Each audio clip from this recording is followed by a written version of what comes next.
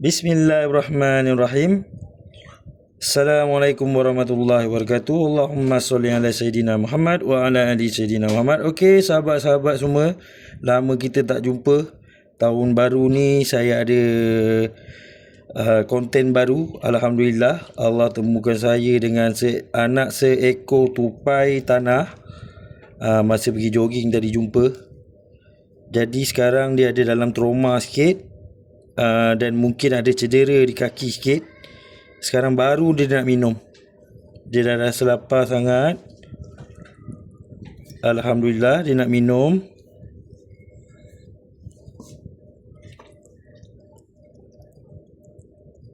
Lepas ni saya akan cek pula apa yang lagi sakit. Mungkin kaki dia ada macam mungkin terseliuh ke.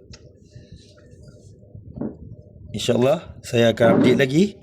Kita akan jumpa lagi. Assalamualaikum warahmatullahi wabarakatuh.